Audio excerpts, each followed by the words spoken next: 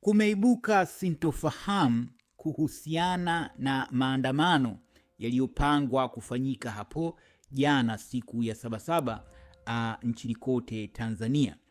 Sasa kwa upande mmoja, wanaharakati ambao waliratibu maandamano hayo wanafuraha wakidai kuwa maandamano yamefanikiwa kwa licha ya idadi ndogo ya waliojitokeza, lakini kitendo tu cha kuwafanya askari wa jeshi la polisi na wale wa jeshi la wananchi wa Tanzania wajazane mitaani huku mitaa ikiwa mitupu, hayo ni mafanikio makubwa kwao.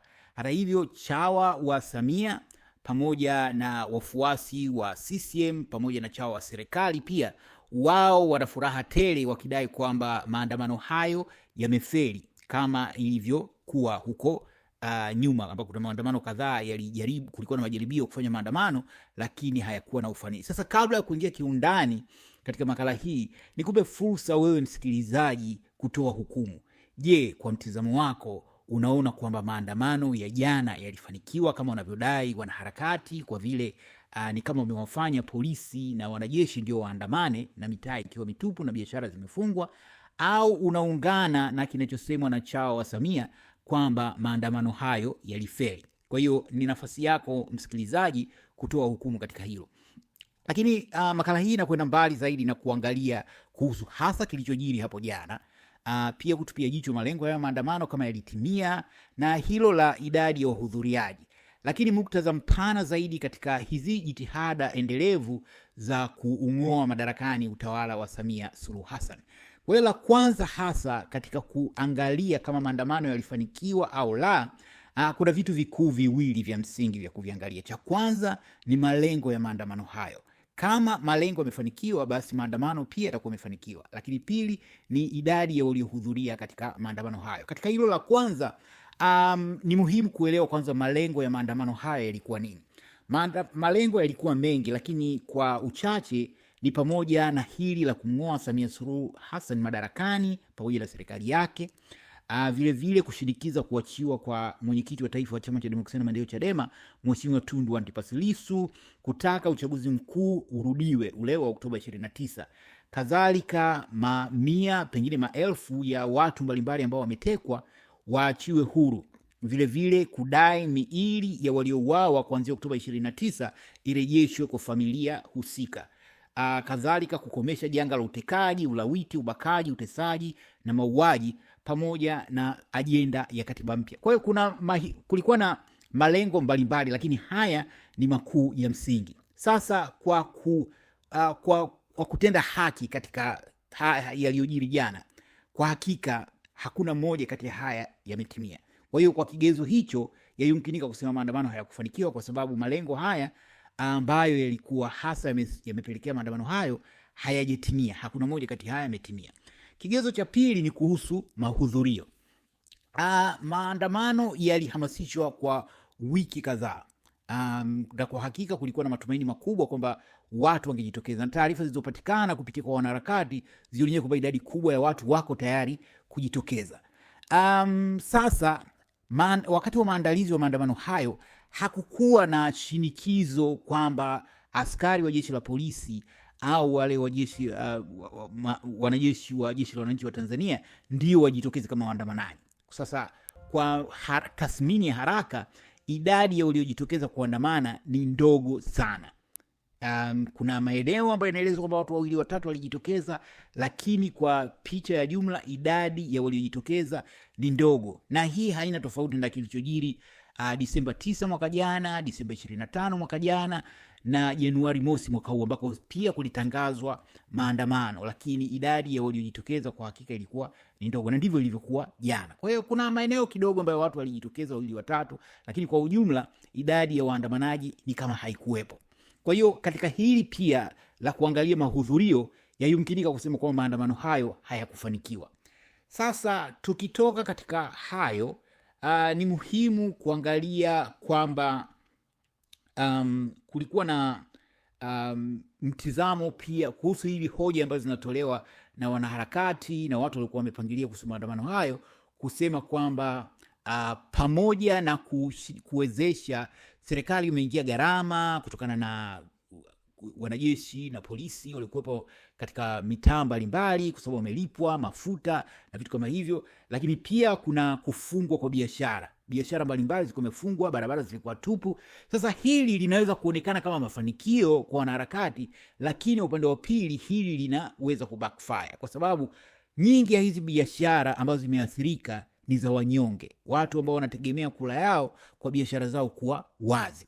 Na hii ni changamoto sana katika ajenda ya maandamano, kwa sababu kuna watu wanaathirika na vitu kama hivi. Ndio safari ya ukombozi ni ngumu, na kuna watu inabidi walipe gharama, waingie gharama ya kuweza kupata ukombozi, lakini kwa bahati mbaya gharama hiyo inalipwa na watu ambao pengine kula yao inategemea kama biashara siku husika imeweza kufanyika. Kwa hiyo katika hili sio tu ina athari, lakini inaweza kuwajengea tabaka fulani la watu ambao wanaona kwamba hili ajenda ya maandamano ni kama iko dhidi yao, japo nao pia wanataka utawala huu uondoke madarakani. Kwa hiyo hilo ni moja ya vitu ambavyo vinaweza kutupiwa jicho. Sasa kuna sababu ambazo zinaweza kuwa zimechangia kuhusu hayo mahudhurio madogo au kutokuwepo na mahudhurio kabisa katika maandamano haya. Sasa kwa mujibu wa Jasusi TV na uchunguzi uliofanyika ni kwamba kuna angalau makundi kama 3 au 4 hivi ya sababu ambazo zimechangia hayo mahudhurio hafifu. Ya kwanza, kundi la kwanza ni sababu ambazo zinahusiana na utawala wa Samia Suluhu Hassan. Hapa kuna kumbukumbu ya unyama uliojiri Oktoba 29. Kuna familia ambazo bado hazijarejeshewa miili ya wapendwa wao. Kuna familia ambazo hazijui mustakabali wa wapendwa wao. Kuna familia ambazo wanajua vijana wao walichukuliwa, lakini mpaka sasa hivi hawajarejeshwa. Kwa hiyo katika mazingira kama haya kunaweza kuwa na ugumu kwa mzazi kumruhusu mwanae akashiriki maandamano. Nakumbuka kuna wakati fulani mmoja wa wanahabari maarufu nchini Tanzania, Jenerali Ulimwengu, alialikwa huko Discord katika ukumbi mmoja wa majadiliano mtandaoni kuhusiana na mambo mbalimbali, na moja lililoongelewa lilikuwa ni swala maandamano.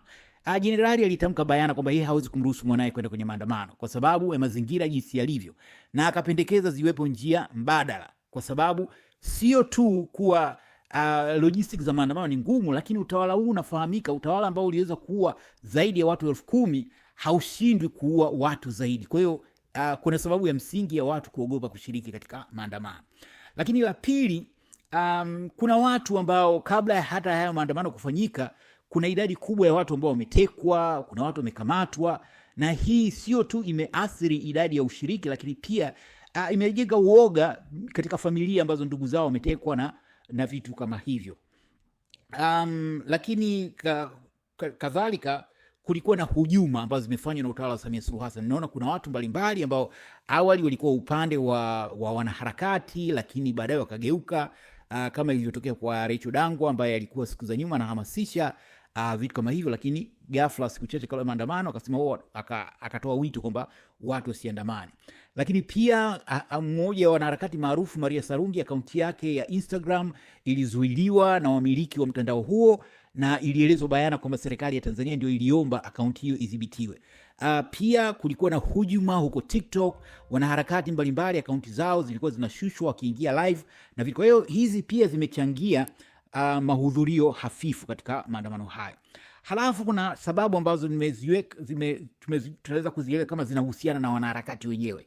Moja ni pamoja na kutokuwepo na mkakati wa kueleweka. Kulikuwa na hamasa kuhusu watu waandamane, lakini watu hawa walitakiwa waandamana kwenda wapi? Kama ni lengo ni kumng'oa Samia Suluhu Hassan, inatakiwa akang'olewe Ikulu. Sasa Ikulu ipi? Ya Dodoma, Ikulu ya Magogoni, au huko Kizimkazi? Kwa hivi ni vitu ambavyo havikuwa clear wakati wa hamasa. Ilikuwa kubwa, watu wajitokeze, Sabasaba ikifika tunamng'oa huyu, lakini ule mkakati wenyewe jinsi gani ya kumng'oa kwa kweli haukuwa uko bayana sana. Msisitizo zaidi ulikuwa ni watu wengi wajitokeze, lakini hata watu wao wengi wakijitokeza bado ingekuwa na changamoto kwamba baada ya kujitokeza wakafanya kitu gani kutimiza yale malengo tuliyoongeza ambayo nimeyataja hapa awali ya maandamano kusudia. Pia hakukuwa na maelezo kwamba je, maandamano ni siku hiyo ya Sabasaba peke yake au hata kesho hata leo tarehe 8 maandamano yanatakiwa pia endelee kuwepo tarehe 9 au yawe endelevu mpaka Samia atakapotoka madarakani au hayo malengo ya maandamano yatakapotimia.